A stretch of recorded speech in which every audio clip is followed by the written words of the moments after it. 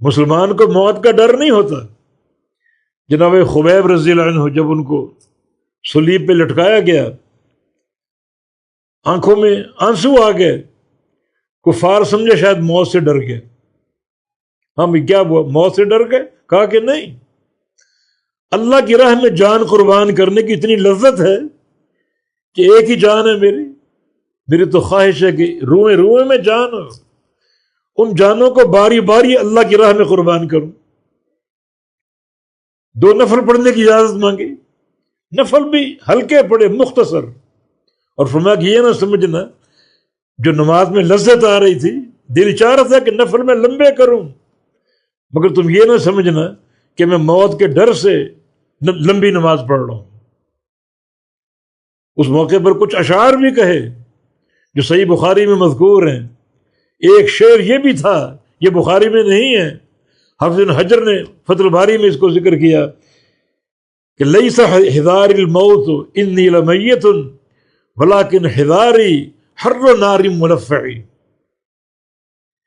ڈر موت کا نہیں ہے، ڈر موت کا نہیں، مرنا تو ہے، آج نہیں تو کل، کل نہیں تو مہینے بعد، مہینے بعد میں سال بعد، سال بعد میں 10 سال بعد، مرنا تو ہے۔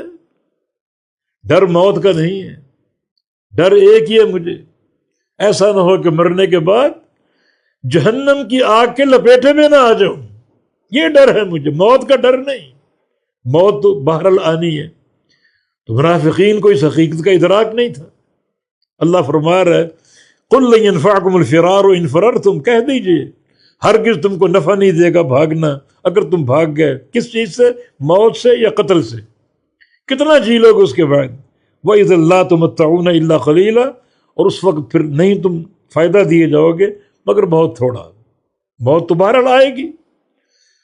قُلْ مَنْ ذَا الَّذِي يَعْصِمُكُم مِّنَ اللَّهِ إِنْ أَرَادَ بِكُمْ سُوءًا أَوْ أَرَادَ بِكُمْ رَحْمَةً، کہہ دیجئے کون ہے وہ تم کو بچائے گا اللہ تعالیٰ سے۔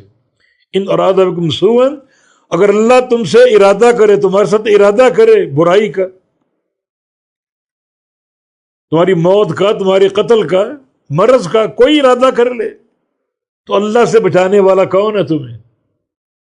اگر تعلق باللہ رکھو تو اللہ تعالیٰ ہر قسم کی عافیت دے گا، سعادت دے گا، اور اگر تکلیف آ بھی گئی اس کی راہ میں تو وہ بلندی درجات کا باعث بنے گی، اس سے تم کو بہت کچھ ملے گا اس کی راہ میں اگر تکالیف پر صبر کر لو گے۔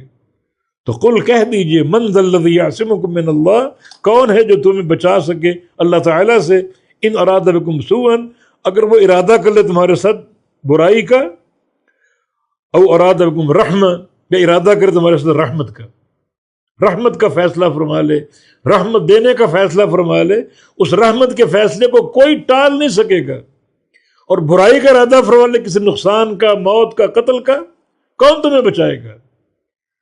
تو بجائے اس کے کہ تم ان بہانوں سے کام لو اور ظاہریت کو دیکھو، تم اللہ پر توکل اختیار کر لو، اس پر بھروسہ رکھو، اس کے ساتھ تعلق مضبوط تر بنا لو۔